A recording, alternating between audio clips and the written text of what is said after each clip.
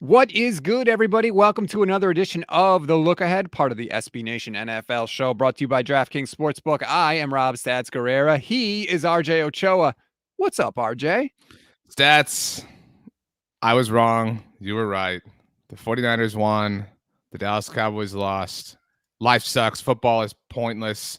Life is meaningless, if we're being quite honest. I didn't want to come here today. I put it off as long as I could. Mm-hmm.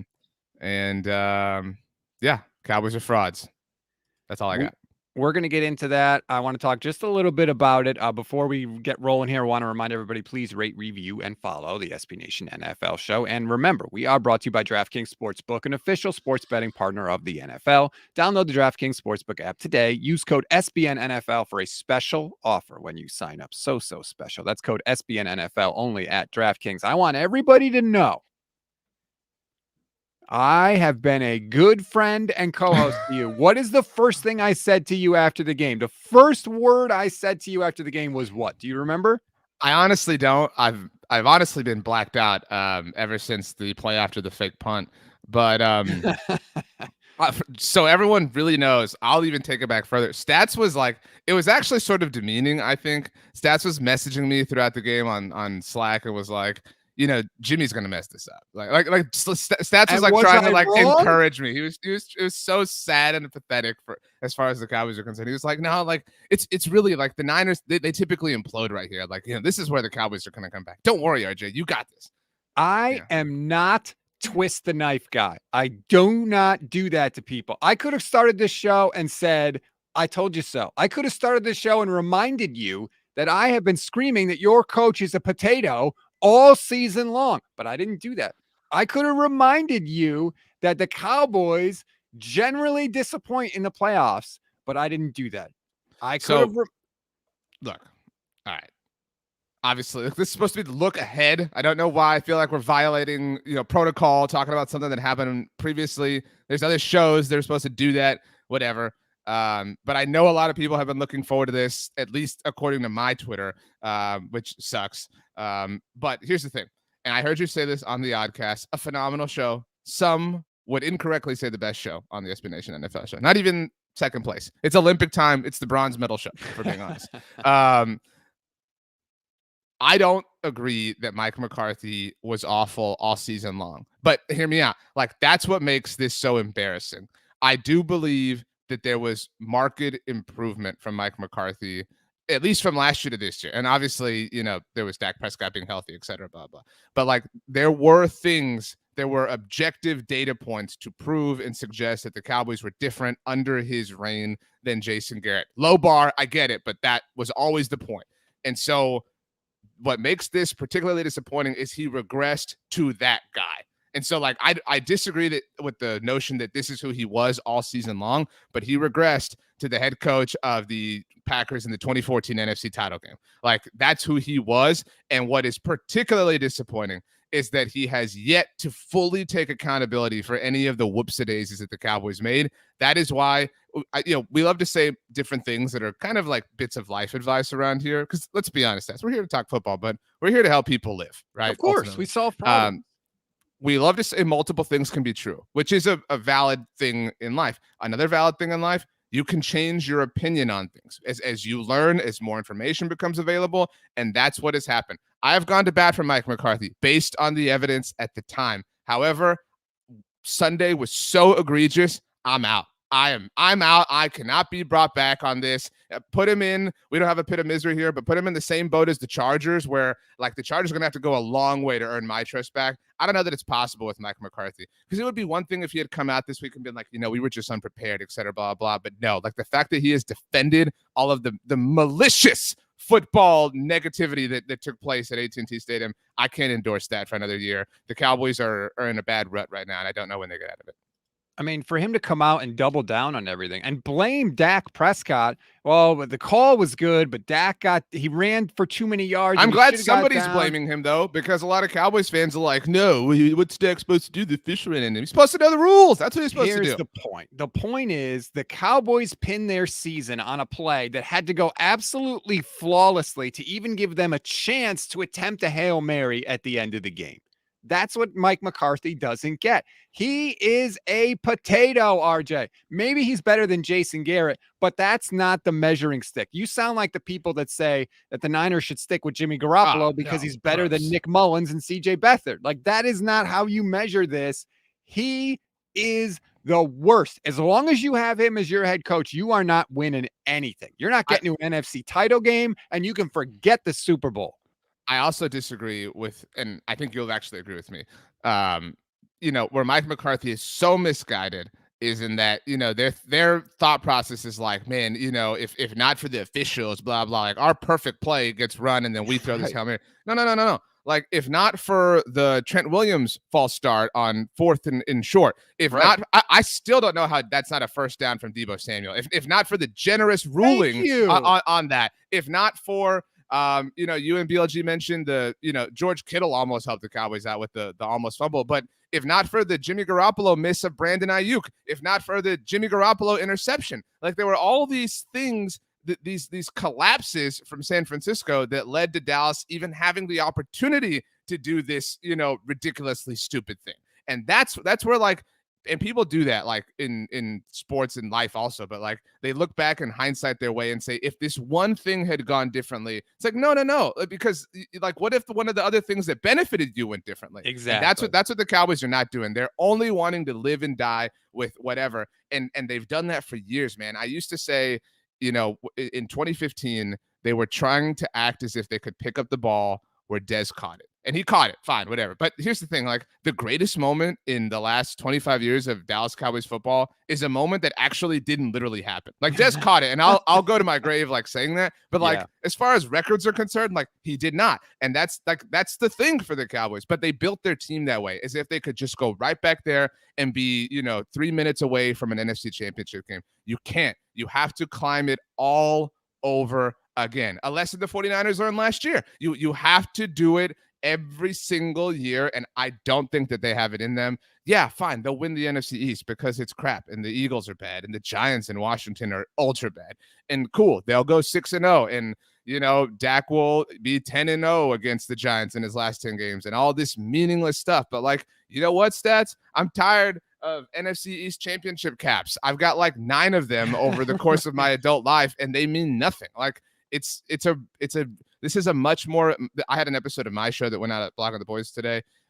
This is a different loss. This is a much more cutting loss. And the reason it is so is because they don't want to admit it. And that's the troubling thing for the future.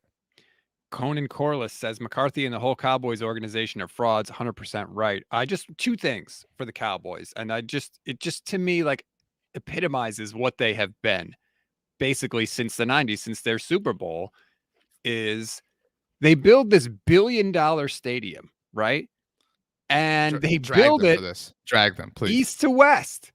And so, yeah, you get really amazing, gorgeous pictures during the games. Like the best football pictures I probably have ever seen. They did this on purpose. Like they wanted that. That's what they wanted. There's plays during the game where your players cannot see because the sun is coming into the stadium. Like football is never the first priority. And that comes right from your owner, Jerry Jones, because he is a businessman before he is a general manager.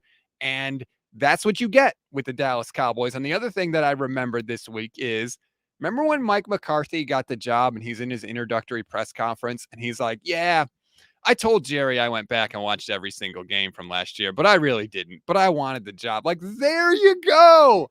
I mean, Fraud City, man. I maintain, like, that. I'm not going to defend that quote, but like, I maintain that was blown way out of proportion. But the problem with McCarthy is he doesn't understand. Like, that's something. Look, Garrett was not a great coach. Let's be clear, but he was a great mind at understanding the corporateness of who being the Dallas Cowboys head coach is. He totally understood that. And you just cannot say things like that, even if they're true. You know what I mean? Like it's not like Ron Burgundy in front of a teleprompter, but like, like at his postseason press conference, Mike McCarthy said, yeah, he's not going to watch any of the playoff games because he doesn't, whenever his team's out. And that is fine. Like, I'm not saying you got to sit there and analyze and take notes, whatever. Don't say it. Don't say it out loud because like take notes.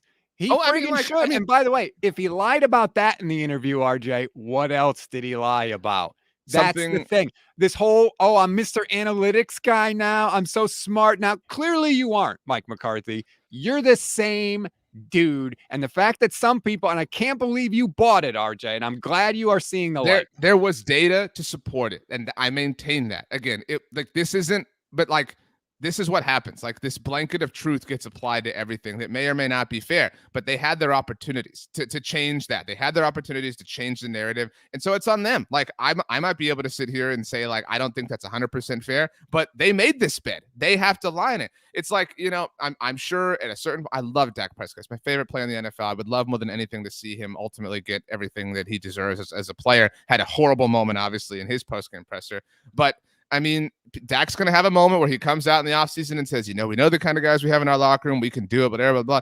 Dak Prescott, the $40 million quarterback this year, CeeDee Lamb, the first-round wide receiver, who was taken ahead of Brandon Ayuk, Amari Cooper, the big-time guy, awesome player, whatever, blah, blah. The offensive line people love to rave about. They got the ball with 2 minutes and 42 seconds left and 3 timeouts, and they only were able to muster 6 plays, one of which, only one, gained positive yardage. They had it. They controlled their destiny, and they failed, and they don't want to admit that, and that's what's, unfortunate about it. You mentioned that football is not the priority. It isn't. I mean, like, the days after the game, it comes out, Cowboys was the Cowboys-Niners was the most viewed playoff game, most viewed wild card game in 1,000 years or whatever. And That's all it is, man. Like, they and we are the meme. I mean, they're the only home team that lost. They're the only division winner that lost in the wild card round. Like, the most depressing and embarrassing thing can and will happen to them because they invite those scenarios. They thrive in that drama. And, I do believe that Mike McCarthy has tried to change some of that. I really do honestly and earnestly believe that. Okay. I mean, one small example, and I know we got to get to the divisional round here. And I'm not saying that this makes him a great coach, but you've seen the way the Cowboys enter AT&T Stadium. It's like a nightclub. Like, it's awesome. Crazy. I mean, it's really cool. It's sick. But this was a point that I heard Bob Stern bring up. You know Bob Stern very well from the Ticket, The Athletic. The Cowboys don't enter that way anymore. Mike McCarthy did alter that. They now enter through a side tunnel that has nothing, no glitz, no glamour, no window panes, no strobe lights or anything. And like, those are the small things. And there are things like that he has made it more, not Green Bay-like, but he has made it more about football. Because Mike McCarthy, if we're comparing him to Jerry Jones, and again, that's not necessarily being a winner here, but he is much more about football than his bosses. And so even if Mike McCarthy were a great head coach, which I don't contend that he is limited, to your point, by what Jerry Jones applies to that team, that stadium, that whole aura, the whole organization. Yeah, I mean, look, don't get me wrong. I have my issues with Jerry as a GM, but they do have talent on the roster. And Jerry said it after the game. You got to win with the amount of talent that we have. And I don't think you can say that anymore. Like, why do we say they have talent? Because we know their names. You know what I mean? Like, that's like, man, like, I don't want to hear that anymore. Like, I'm not telling you, but like, if they had talent like CeeDee, dude, I mean, I love CeeDee, but we used to sit here as Cowboys fans the entire, last 365 days. And we would say, man, there's no way that Justin Jefferson is better than him. He didn't have Dak his whole rookie year. Watch out. CeeDee's going off. CeeDee this, CeeDee that, whatever. CeeDee was a huge disappointment this year. And he is nowhere near the wide receiver that Justin Jefferson is. He had drops from game one. Remember, Dak had that pass over the middle to him in the third quarter that he tipped off and got intercepted. That happened the entire time. I mean, part of the problem in this game was he wasn't utilized, and Troy Aikman did call the Cowboys out for this, and good for him. But, I mean, CeeDee is not Justin Jefferson. He's not like CeeDee the god that everybody thought fell to the 17th overall pick. Amari is fine, but Amari has had his own issues this year. We don't have to relitigate those. And Dak, I mean, I maintain that Dak has been an elite quarterback before. It's certainly possible he can be one again, but there's no question he's not. I mean, he's not good, man. He's in the good to very good category right now. The category you want to put, I don't know, Matthew Stafford, maybe Kyler Murray. I really don't know. But he's not in the same category as the Aaron Rodgers and Mahomeses and Josh Allen's and whatever. In fact, I've said for the last year that if I had to build a franchise around one quarterback, the only three that I used to only take ahead of Dak were Rodgers, Mahomes, and Allen. All these Cowboys fans in my mentions last year. How could you take Josh Allen? Blah, blah. And I'm not happy to be proven right about that, but Josh Allen's a super freak, and Dak Prescott is a super disappointment. I know he apologized for what he said, but that is what is like shattering stats is since day one, Dak has always said and done the right thing. And that's an enormous amount of pressure to put on him. And maybe it's an unfair amount of pressure, but he's the leader. He's the franchise quarterback. He's the $100 million man here. So like he loves to say pressure is a privilege. The pressure got to him. And so if it can get to him, and that's why I'm so concerned about Mike McCarthy, Dak was never a player who would come out and blame officials and point fingers and blame anybody except for himself until Mike McCarthy started to do it. That became the company line the moment McCarthy did it in post-game press conferences. And now it has contaminated even the uncontaminatable Dak Prescott. Kudos to me for landing that word. Nice job by you. All right. Let's talk about the teams that are still in it. By the way, we always say if you take the time to leave a review, we'll take the time to read it. GOB Frog, 5-star review, still listening through the postseason. Even if the boys are done this year, y'all shows are terrific, and thanks. And he dropped a huzzah in there, which I appreciate. Again, that's a nod to me and my show. No big deal. Leave ratings and reviews. All right, let's talk about the real teams, the good teams, the teams that are still alive. Wait, stats. All right, I went on my diatribe, but now I have to get a win. All right, even though it kind of includes a loss. I would say all season long, but that would be a lie. Since week 13, how many weeks ago is that? 7 weeks ago?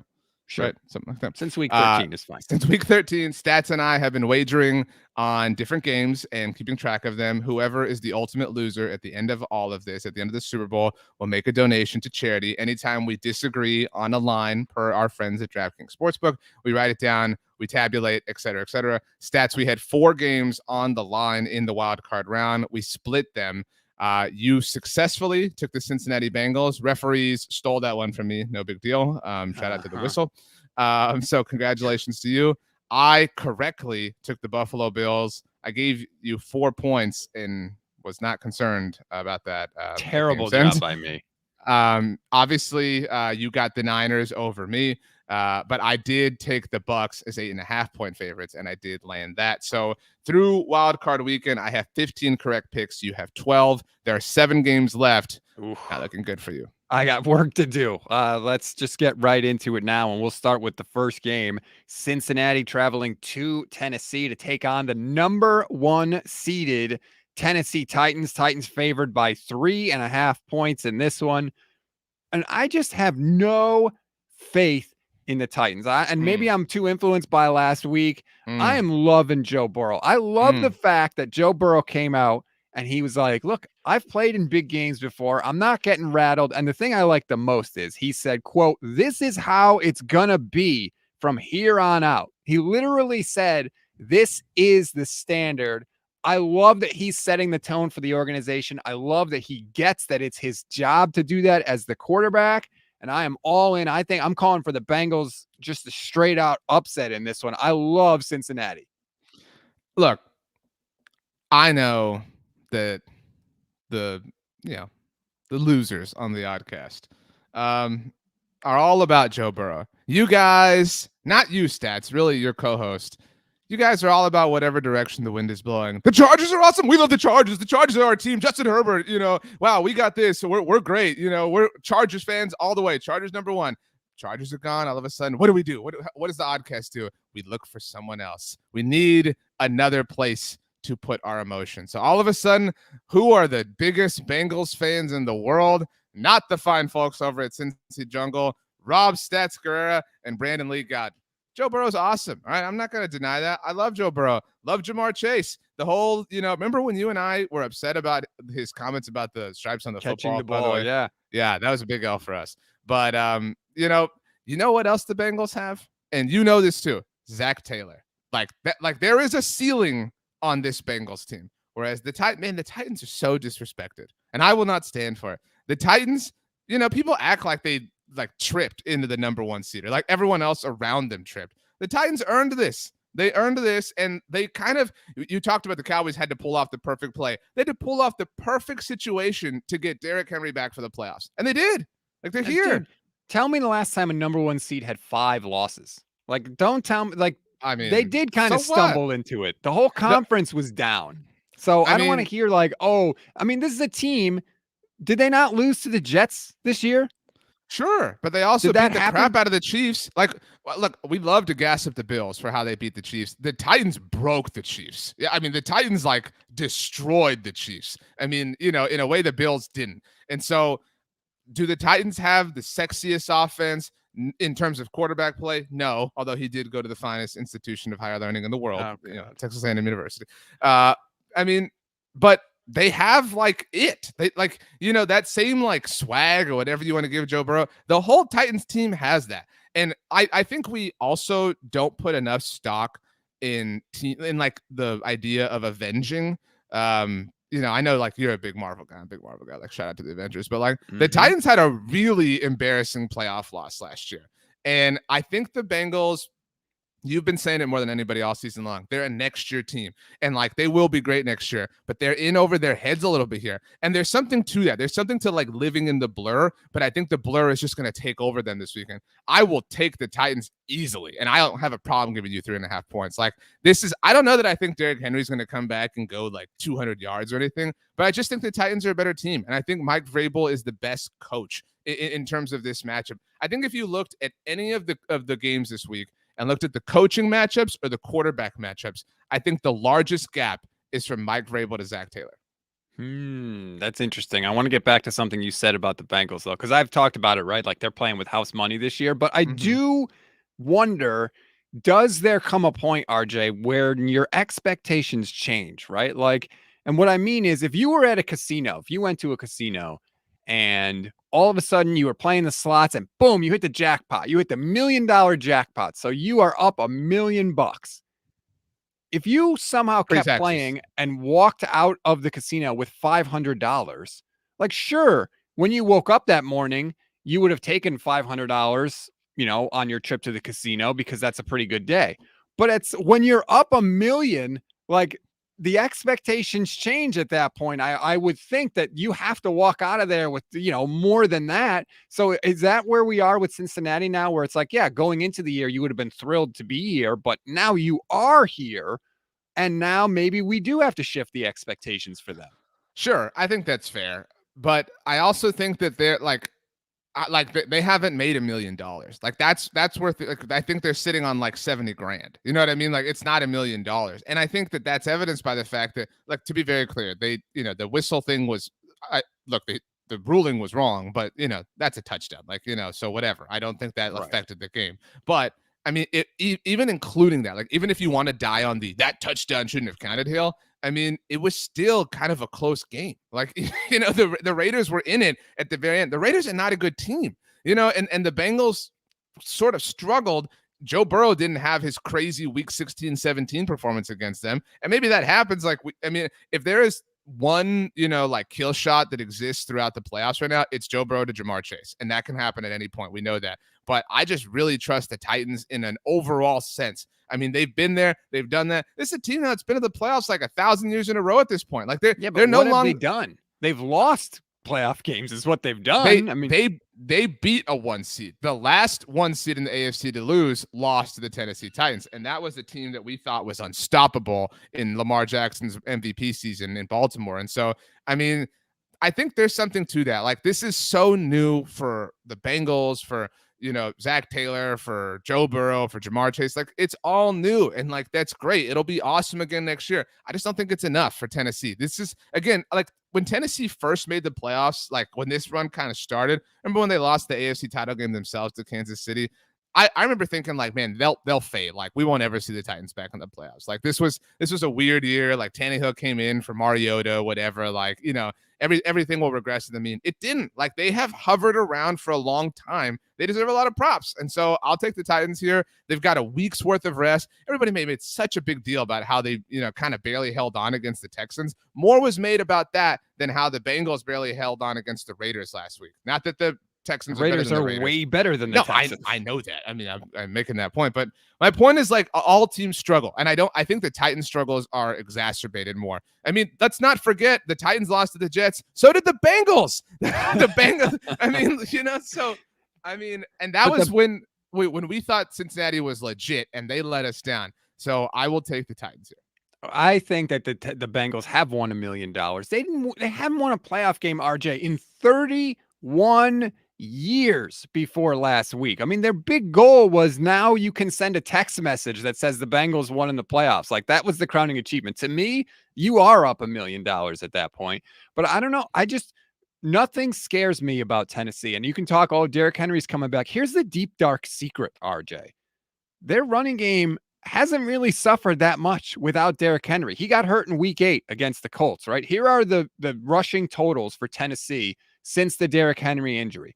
69 against the Rams, 66 against the Saints, 103 against the Texans, 270 against the Patriots, 102 against the Jags, 201 against the Steelers, 90 against the 49ers, 198 against the Dolphins, and 124 against the Texans. So here's the thing. They've been just fine without Derrick Henry. So I don't know that his return is going to be like this huge, giant boost. Not saying he's not a good player. He clearly is. But they've been doing okay without him. And I don't know. I kind of like the swagger of the Bengals. The Tennessee Titans have no swagger to me whatsoever. And I think I feel good about Cincy. The Titans, not to brag here, follow me on Twitter. I'm going down with my boys. How is that not a brag? I just think it's cool. I mean, just because you say it's not a brag doesn't mean you're not bragging. We are friends, me and the Titans. So I will take them. This is, by the way, maybe the grossest helmet/uniform matchup you could conjure up in like an NFL playoff game. Like especially the helmets. Like the uniforms are gross enough, but like the set for this game will look disgusting. Like where they have the helmets on the bottom. You know what I mean? Like I'm not about this in any way, shape, or form, but I still think the Titans win very easily. I miss the white Titans helmet. Yeah, me too. Like you go back and look at the Niners Cowboys, like those photos are gorgeous. Those two because they have the awesome sun. Well, that's true. But like the teams just look good on TV. Like the Titans and Bengals don't even look like they're pro teams. That's how bad the jerseys are. All right. Right. Let's move on to the other. Hang on. Sorry, Stats. One last thing. Do you know who the Bengals' last playoff win was against before they beat the Raiders last week? No, I should know this, but I don't. Do you want to guess? I'm talking just the team that they had the last playoff game they won before last week. Who is it? The Raiders? Was against? It wasn't the Raiders. So I'll give you that one clue. No, I don't know who it is then. It was their opponent this week. It was the Houston Oilers. God, the Oilers, a team that doesn't even exist anymore. All right. But it does. This is revenge for the Oilers. Oh, God. All right, here we go. NFC matchup. My 49ers going to the frozen tundra of Lambeau Field. Packers are 6-point favorites in this one, RJ. Let's get into it. And don't be biased and mad at my 49ers because they whooped up on your Cowboys last week. Stats, I'm not biased. I'm not mad. I'm not upset. You expose the frauds. I'm always grateful whenever frauds are exposed. I'm hurt in this case, but I'm grateful. Here's the thing, though. All right. And I'm looking at everything through my own personal lens. It would be so on brand for the Cowboys, for the team that just went to Mike McCarthy's house and destroyed him, to then immediately go and play the team that fired him and has since improved galactically in every sense, to then get blown out. Like that has to happen. Like it really, you know what I mean? And it would be the Packers have gone to 3 straight NFC championship games since firing Mike McCarthy. Like it will have to happen. Now, here's the thing I will say.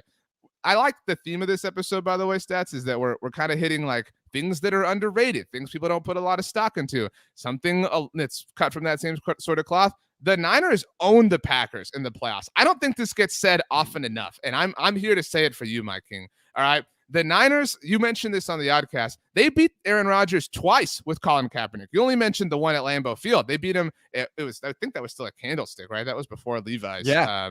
So they beat him at Candlestick. The next year they went when it was like 5 degrees and Kaepernick went sleeveless and had the tattoos shown and everything. Remember when Madden had the tattoos? It was awesome.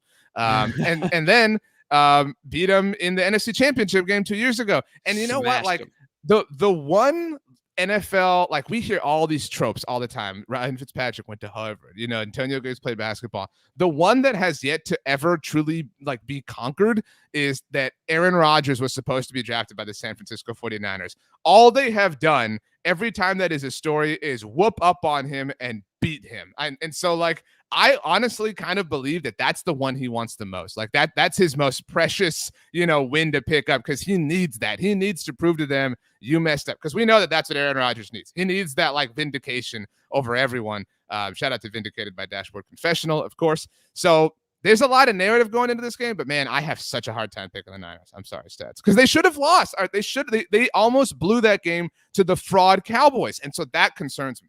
That's what everybody jumped on me for. After the game, I said the 49ers played poorly, and Joe Staley decided to quote tweet me and body slam me. And so everybody thinks that they have this big W over me. Here's the thing. The Niners did play poorly last week. And if they play the same way this week, they're going to get trounced. The Niners committed 9 penalties in that game. Nobody notices because the Cowboys committed 14. The Niners committed 9 themselves. They couldn't execute a simple quarterback sneak at the end of the game to ice it.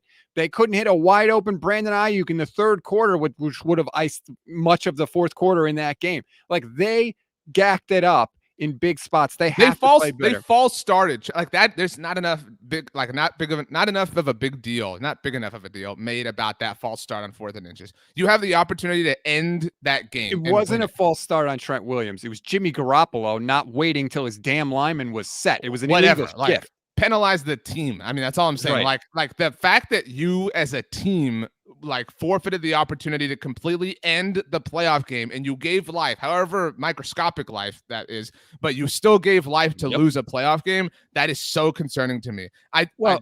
Kyle Shanahan caved a little bit in that game. He did. He was brilliant early on, but he caved. You talk about the sliver of life they gave the Cowboys. That's exactly what the Packers had against the 49ers in week 3. Rodgers got the ball back with 36 seconds left and no timeouts and just completed 2 passes, and they kicked the game-winning field goal. So you clearly cannot do that against the Green Bay Packers, but I totally agree with you, and I had it written down in my notes.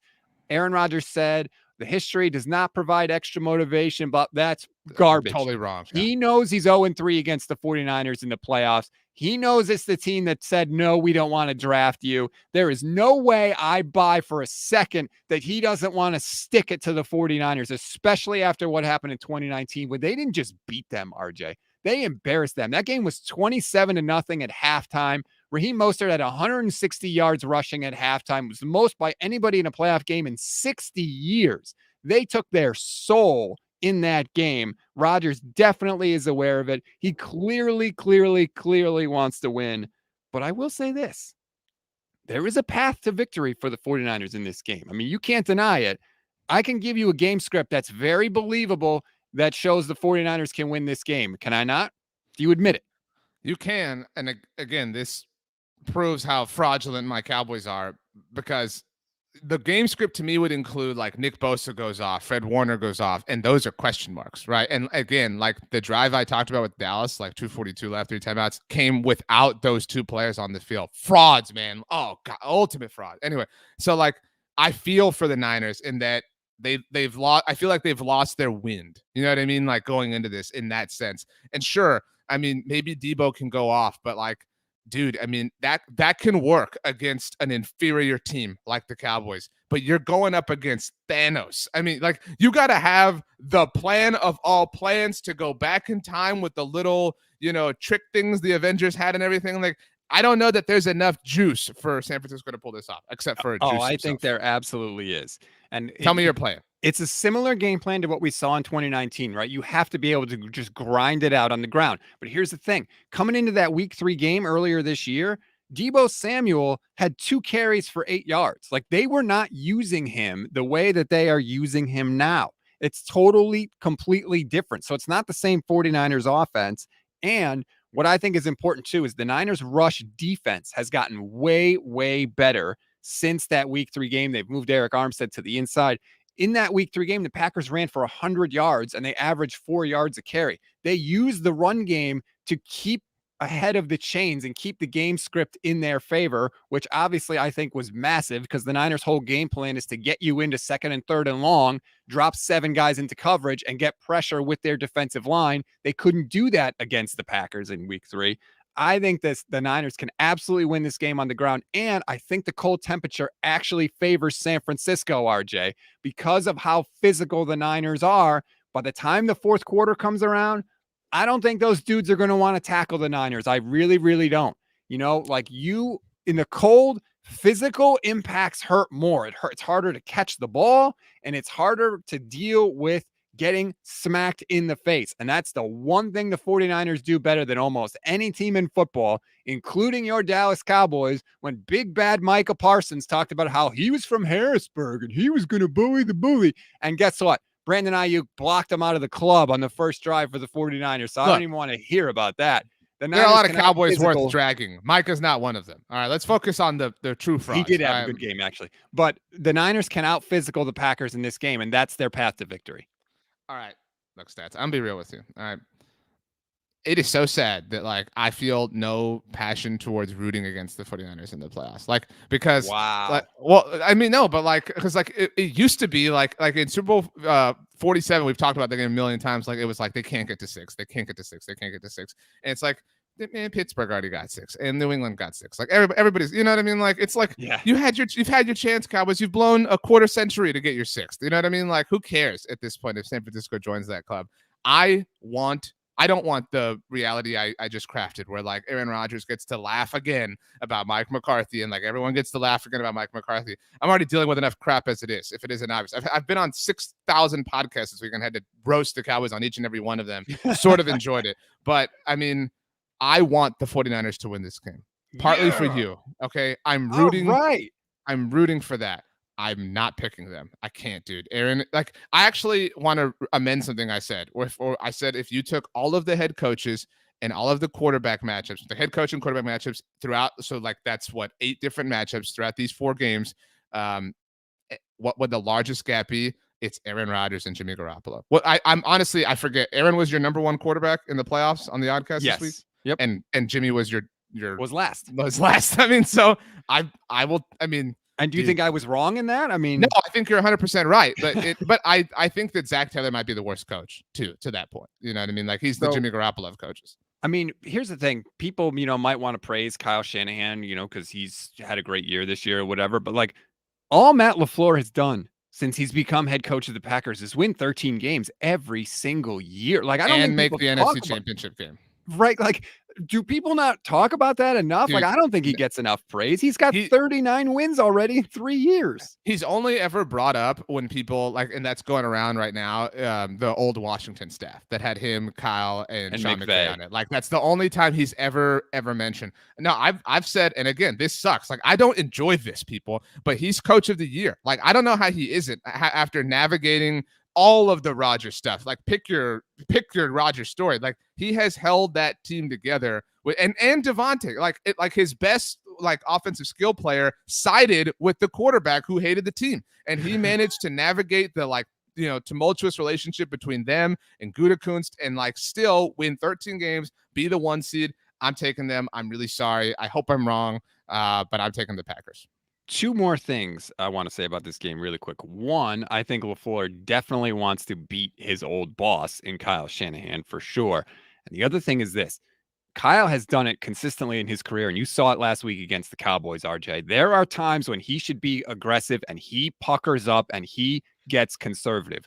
Well, based on what happened to LaFleur last year in the NFC title game against the Buccaneers, there is no chance that he's going to turtle up again. If it's 4th and short in the red zone, if it's 4th and short anywhere, he is not going to be conservative. He's going to let Aaron Rodgers handle it. And sometimes these playoff games come down to those types of decisions. Kyle Shanahan consistently, in my opinion, makes the wrong decision in those circumstances. And there's no way Matt LaFleur is going to make the same mistake twice. And I think that does give the Packers an edge. I actually, on the Niners Nation podcast, I took the Packers to win this game.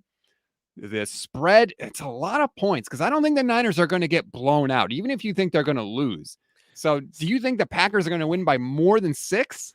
I could see it being like Green Bay's up 4, has the ball with, a minute 12 left, and San Francisco has to make a stop, and there's just like this last score, you know what I mean, that covers. Like, I could see that happening. I wouldn't say easily, but like that, I can see that in my mind, especially because you're right. Like, this is Matt LaFleur's, like, all right,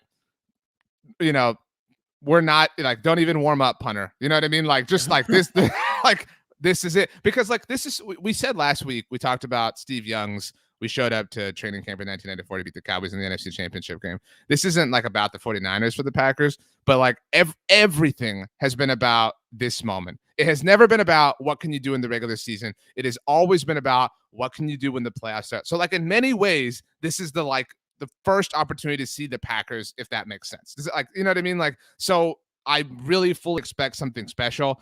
I wouldn't be shocked if they blow them out. I would hate that for you. I really would, but again, it would fit the McCarthy narrative that overrules my life. All right. Well, I'm going to take oh man. I think I'm going to take Remember, you are down 3 games, so you need some help. I'm going to take the Niners in the points. I do think the Packers are going to win, but I think the 49ers are going to keep it close. There's also the path for them to get blown out is if Jimmy G just Jimmy G's, and now he's got a banged up shoulder and a banged up thumb, and so who knows. But I think Kyle's going to keep that out of his hands as much as possible. So it'll be close. I do think the Packers are going to win. All right, those are the Saturday games. We still have 2 more games to get to. Let's take a break, and when we come back, we'll get into Rams, Bucks, and Bills, Chiefs. Back here on the Look Ahead, part of the SB Nation NFL show, brought to you by DraftKings Sportsbook. All right, RJ, 2 more games to go. Rams, Buccaneers. And I got to say, I think the network executives are praying to every deity that there is that the NFC Championship game is Aaron Rodgers against Tom Brady in this one. Is that fair? Again? Even though we already got it? Like, you want it again? Yeah, as opposed to the crappy Jimmy Garoppolo-led 49ers and, the Rams, which we've already seen. Like, I don't know. I think they're begging for Rodgers Brady. You say deity? Isn't it deity? No, it's deity. Are you sure? Read a book. Books don't have pronunciations in them. Like, they don't have like phonetic spellings. A dictionary is a book. It has phonetic spelling. You read the dictionary. Anyway, yeah, I mean, that would be kind of boring if I'm being honest. Like, we've already seen that, like I used to feel like, man, we never saw a Brady's Super Bowl. Like I felt what's your ideal NFC title game quarterback matchup? That's it. Like, don't get me wrong, but I mean, it doesn't have the like pop that it did last year to me. You know what I mean? That's all. All right. And so, but it would be cool. And the Cardinals are frauds. And the Cowboys are the biggest frauds. A lot of people are frauds. The Broncos are frauds. The Chargers are frauds. The Cardinals are frauds. The Cowboys are king of the frauds. The Cowboys sit atop fraud mountain in their throne of frauddom. But the Cardinals are frauds too. And the Rams, like, I am not impressed that you like beat up on the Cardinals. So, okay, that's what I wanted to ask you that. Like, how much of that game do you believe? Do you buy into? None. And like all that is going to be, well, Matthew Stafford has a playoff win now. That's all it is. That's the only box it checks for me. And it's like, it's kind of hollow in that sense. And so I like, this could be the biggest blowout of the week for me. Like, I think the Bucks are just so much better. And I think you said, I cannot believe that you think so lowly of Tom Brady as a playoff quarterback this year. Dude, I said that Aaron Rodgers is Thanos. I mean, dude, Tom Brady is Thanos and like, I don't know, Lex Luthor and, actually, I was actually going to bring this up I meant to tell you this all off topic. I think Jimmy Garoppolo is Krang from Ninja Turtles. You know who I'm talking about? Krang, the dude, the brain in the person suit? But he's the person. And Kyle is the brain. That's all he is. Oh, that's pretty good. Anyway, so yeah, man. I know, like, whatever, they're down this, they're down that. Bruce Arians is throwing punches at his own players. Like, man, I'm so down on Bruce Arians. I was never up, to be clear. Like, that is one of my takes that has aged very well. I don't have a lot of them right now, but right, the Bucks when you just ragged on him and then he won the Super Bowl immediately after that. Is that the take you're referring to that aged well? Look, I said what I said. People can check the tape. Anyway, I just believe in Tom Brady. I will take Tom Brady 1,000 times out of 1,000. He has 2 playoff wins over the Rams in his career. Both of them are in the Super Bowl. I mean, he's beaten Sean McVay in a playoff game. Like, Sean McVay's a coward. Like you mentioned, that this, like, playoffs come down to like moments of aggression and whatnot. And in those moments, you did mention that about Tom Brady. Like, he is Jordan. He is like, I want the ball. And to Tom Brady, it's not like this could happen. It is a decision. This is going to happen. I am going to hit Gronk or Fournette or whoever for the game-winning touchdown, and then Sean McVay will fall all over himself, and he'll have another press conference, and he'll explain it away, and he'll put the blame on somebody else, and then he'll have 10 more podcasts in the offseason where he'll be funny and whatever and charming, and everyone will forget about it because he's the NFL's golden child. Bucks. Yeah, I kind of agree that McVay really frightens me in a chance to be aggressive because he never, ever takes that spot. And I think it's interesting, Matt Stafford got a playoff win last week when he threw 17 passes, which I believe is the fewest pass attempts he's had in his career in a game that he started and finished. And it kind of Jimmy led me to Garoppolo wonder, in blue and gold. That's all he is. I did say he Garoppolo'd his way to a playoff win. It makes me wonder if maybe Sean McVay has lost a little bit of that faith that he had in Matt Stafford. When he traded for him, it was, now we've got our guy. We can let him chuck it all over the place. But Stafford has turned the ball over down the stretch of this season. He's turned it over repeatedly. I believe he led the NFL in pick sixes. And I almost wonder if maybe McVay, who, like you said, has a tendency to be conservative, has sort of dialed himself back a little bit and maybe doesn't have the confidence in Matt Stafford that he did earlier this year.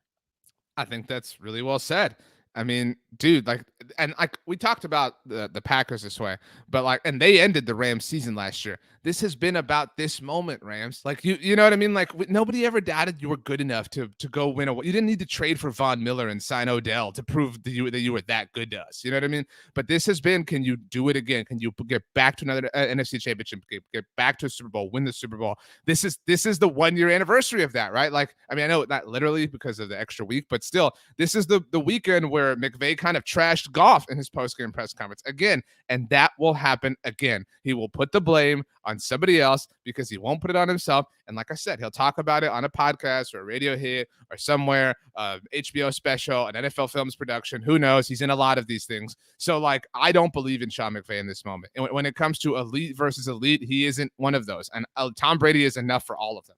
How about this? Speaking of elite, how about this elite move by Tom Brady? Doing the podcast with Jim Gray, getting all the officials' ears perked up, talking about how I don't get any special treatment when it comes to roughing the passer call. He's doing that because he wants a couple of those. And I guarantee you there will be at least, I bet the over-under on roughing the passer calls on Tom Brady is 1.5, and I'm taking the over. I was going to say 1.5. I will also take the over. No, and it's not a coincidence that it was this week, just because it's the division round. It's because it's Aaron Donald. That's why. I mean, he is not a dummy. And that's the thing, man. All these things we talk about, if you want to be elite, you got to think about these things. That's the one dude in this game that will think of all of them and take care of all of them. And Sean McVay won't, man. I trust Tom Brady. I'm not going anywhere near the Rams. Like I said, I will actually say on record, this will be the widest margin of victory across the 4 games. I do also think that McVay is very aware of his the criticisms of him. And the example I give is we had him on Pro Football Talk when I used to work at NBC, and it was after the Super Bowl. And, I think it was Chris Sims referred to him as the boy wonder. And McVay, to his credit, said, boy wonder, more like boy blunder. And we had a big laugh. But here's the thing. Stupid. He's aware of that. That's what people are saying about him. So in a big spot, if adversity starts to strike, I almost wonder if he sort of gets in the quicksand a little bit. And it's like, oh no, here we go again. I'm going to be the boy blunder. More criticism is going to come down on me. I don't know. I think that's in his head a little bit. I'm going to take the Bucks, and I will give the points. I think it's in his head a lot. And I guarantee you he's got a burner Twitter account. I guarantee you. No, for real. And I guarantee you he's got a list of when I'm on PFT, I got to tell, Florio, I got to make this joke. When I'm on, I would Trey not be stunned at all if that happened. When I'm on with Trey Wingo's show, I got to reference what Trey said about me. When I'm on Good Morning Football, I got to make that joke about what Schrager said about me. He has all his things. And that's why nobody kills him, because he's so buddy chummy, with everybody. Well, he also wins a lot of games. I know, but he also loses really big moments because he is a coward, and nobody will touch those things because he's a cool dude. He's whatever. But let's go Bucks. This is the first game we agree on. Yes. Shout out to you. All right. So we have the Bucks moving on to the NFC title game, and the last game, and maybe my favorite game. I mean, I'm so excited for this game, is the Bills going to Kansas City to take on the Chiefs. How could we have a better quarterback matchup in the AFC than Josh Allen and Patrick Mahomes? Now, I mean, we've talked about it a lot in the last week and a half, but Steve Young's quote, We showed up to training camp in 1994 to beat the Dallas Cowboys, not beat them, to beat them in the NFC Championship game. All right, this is a little bit different. It's not the AFC title game, so work It with me kind here. of is. I Let's mean, be honest. no, it's the de facto, but you get my point. Like it worked out for Steve Young that it wound up actually being that game. But Right. like for the Bills, it has been all.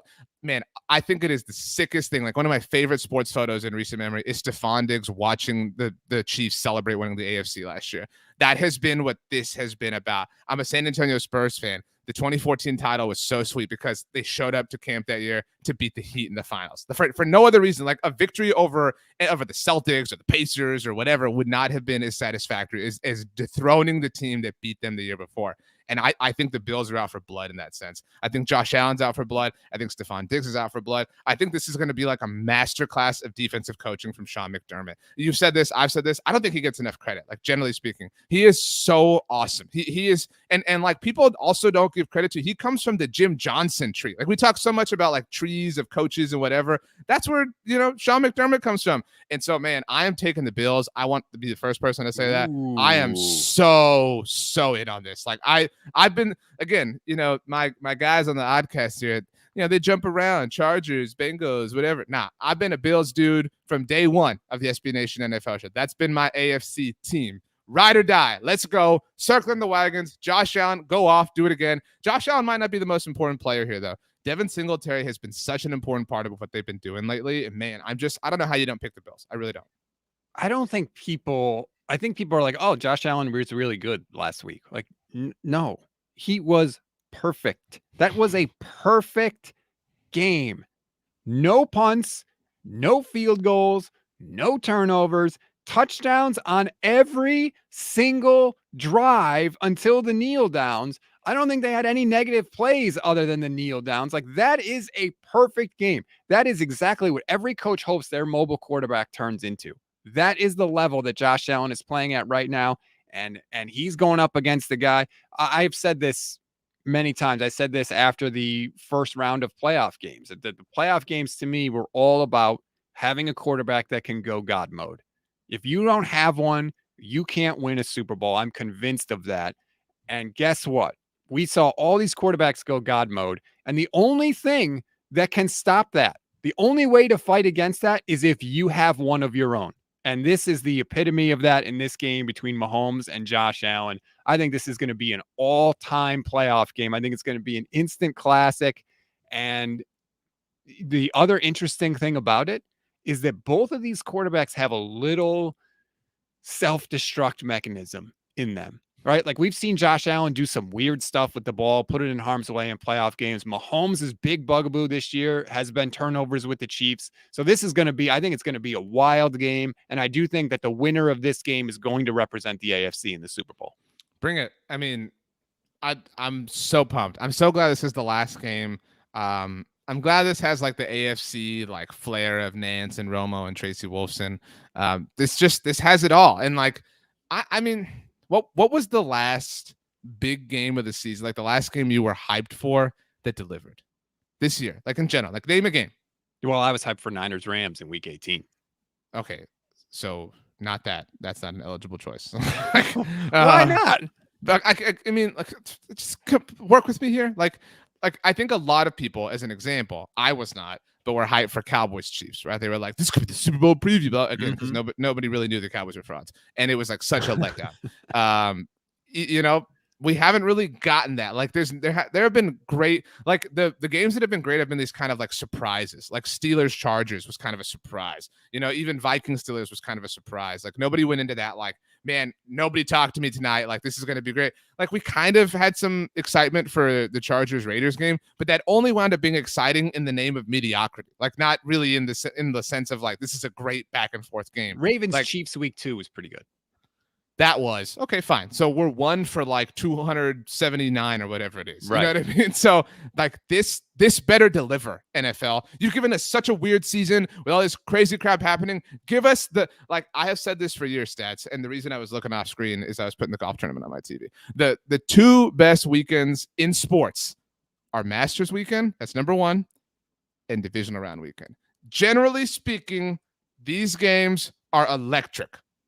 That's what I want to see, and I want this to be the most electrifying one of them all. I feel like everybody says that, right? In March, they say the best weekend in sports is the first week of the tournament. I don't know. No, So I don't know I about don't any buy of that. that. No, like that's lame. Like people will be like, whatever the weekend is that has Right. like They say NBA it's the best weekend. playoffs and NHL playoffs. Like, nah, that's stupid. Here's the thing that also has popped into my head in this game, and maybe it's because I just wrote like 2,300 words for Niners Nation about the Wow, history of the bragger, Niners and Packers in the bragger. playoffs, because I don't think people remember. In 95, the Niners are the defending Super Bowl champs. They come into Green Bay. They're like, they had one of the best seasons they've ever had. And they're like, this is our two-peat. This is our repeat. Like, we're going to come back and this is going to be the start of it. And then they lose that game to the Packers. And that's, a stretch there for the Niners that if things turned out differently could have been historically good. Well, Patrick Mahomes is trying to make 3 straight Super Bowls right now. There's only one other quarterback off the top of my head I can remember that made 3 straight Super Bowls. I'm sure there's more, but I'm thinking of Jim Kelly. Like that's historically good. He's competing against the ghosts of the NFL, in addition to everyone that he's actually playing on the field. That's what's at stake here for them. And for Patrick Mahomes, who is off to, arguably one of the greatest starts to a quarterback career in the history of football. And so for him to win this game, I mean, he arguably has more at stake than any other quarterback in these playoffs. So I thought of one. Sorry, I was challenged by you. Doesn't totally count, but not Brian Greasy, as people know from Monday Night Football, but his father, Bob Greasy. So because I actually thought about this because we're going to celebrate the 50-year anniversary of the Cowboys winning their first Super Bowl. Again, a team of the past, nothing to show for here in the present. But that means that next year will be the 50-year anniversary of the perfect season. Next season, obviously. And so Bob Greasy, again, so they lost the Super Bowl to the Cowboys in 1971, but then they won back to back. Now, Earl Morrall was a part of that perfect season. So I don't know how much how much credit you want to give to Bob Greasy, but like my point is like, it's kind of involved. I feel like it did happen a little bit more in the 70s, to be fair. But, right. But the point is, it's an incredible. The point is you were wrong. It's okay. I exposed you. No big incredible accomplishment if he were able to pull it off, of course, and we don't know. So you're taking. I would take the Bills. You are taking the Bills and the points. Man, Arrowhead is a brutal place to play, especially in the playoffs. I could see the Chiefs. Andy Reid loves to come out in big games and take a deep shot early. He loves it. And I could see him coming out and them getting a big Tyreek Hill touchdown or Travis Kelce touchdown, and that place just levitating off the ground. You're down, remember. But I don't know. You're down. Okay, so let's be very clear here. You're down 3 games entering this weekend. Right. This is the last game that you can differentiate from me on this weekend. Right. After this round of games, there are only 3 games left. And we have so far only disagreed on 2. So even if you get them both right, if you take the Bills here, you'll still be down to me by 1 with 3 games left. Yeah, see, that's tough. I'll come up with some other ways to make up the bets, though, before the end of the Super Bowl. I'll finagle my way out of that. It's really, really hard to get to the Super Bowl 3 straight years. There's a reason it hasn't happened in recent NFL history. Man, it's so hard to pick against the Chiefs, but I think I'm going to take the Bills. I think I'm going to take the Bills and the points. It's hard to do. It's very hard to do. But this isn't the title game, to be fair. You know what I mean? Like you're saying, like make it a Super Bowl. I mean, maybe you're saying like, the road in general, but I don't think that I don't care if Cincinnati or Tennessee wins. They're not beating either one of these teams. I just don't believe that. So to me, This is, like I said, the de facto AFC championship game. Oh, I don't feel good about it. I got odds it. I'm not going to lie. So you're taking the Bills, to be clear. Yep. I'll take the Bills. So we disagree on 2 games, just to keep everybody aware. So I have the lead on stats, but entering the weekend, 15 correct picks to 12. I'm taking the Tennessee Titans over the Cincinnati Bengals. You got Cincy. I'm giving you 3.5 points. I'm taking the Green Bay Packers. You're taking the San Francisco 49ers. I'm giving you 6 points. So 2 underdog picks for you, stats. As far as the games we just crushed me last week. I mean, so I think you're just chasing ghosts here. I hope you don't curse the Bills by picking them, because I want them to win really badly. So don't ruin this. Obviously I'm rooting for the 49ers. I want them to win the Super Bowl. But why? If the 49ers do not win the Super Bowl, there is no fan base I will be rooting for more than the Buffalo Bills fan base. I mean, talk about suffering, making 4 straight Super Bowls, losing all 4, getting absolutely blown out in some of those. Like the Bills fan base, man, they are ride or die. So if the Niners can't make it, I will be rooting for the Buffalo Bills. Shout out to everybody over at Buffalo Rumblings because I'm a good person, RJ. I mean, I've already said that's the team I want to win it all. So you haven't said that yet. You're like, oh, well, they're the team I second most want to win it. Yeah, because some of us have teams that are still in the playoffs. I know. You don't know what that's like. I understand it. You're not really used to advancing in the playoffs very often recently. So you realize we're saying the same thing. Like I know, everything you're saying is true because my team is frauds. Like I'm well aware of this. Like you know what I feel like, Stats. And I was thinking about this morning. I feel like the candlestick in Beauty and the Beast. Like, be our guests. You know what I mean? Like, just be our guests. Like, roast them. Line up, people. Let's go. Everybody take your shots. Let's do it because they deserve them. I hope that nobody lets them forget how big of frauds they are. I want, at least over the course of the next 8 months or whatever it is. Do you know how much life we have to live until they have a chance to prove that they're not frauds? Do you know how many, like, haircuts I have to get between now and then? Like, that's just so exhausting to think about. Ugh. Yeah, well, wait till you think about this. Think about how much different your son is going to be by the time Cowboys season starts next year. You know how many diapers I have to go through between now and then? Enjoy that. I'm getting pretty good at it, by the way. Like, speed is starting to pick up. So he's a boy, man. It's easy with boys. You're in and out in 2 seconds. No way, dude. No way. You got to avoid some stuff. Like, you got to, dodge, duck, dip, dive, and dodge. No, you stand off to the side with the boy. It's not that big. Trust me. I have a daughter now. She's 22 months, and there's some things, man. You can't always get in and out. It's a time-consuming process sometimes. Okay. Well, next week on the Look Ahead, we discuss the biology of human beings and all of the anatomical processes. Yeah, I'm probably not going to do that shit. I'm not going to lie. All right, everybody, please remember, rate, review, and follow the SB Nation NFL show. As always, we like to say, if you take the time to leave a review, we take the time to read it on the show. Feel free to trash the Cowboys. I never get tired of reading those. RJ, I hope you can just now at least relax and enjoy the rest of the playoffs a little bit. Everybody else out there, enjoy the playoffs, and we will talk to you next week.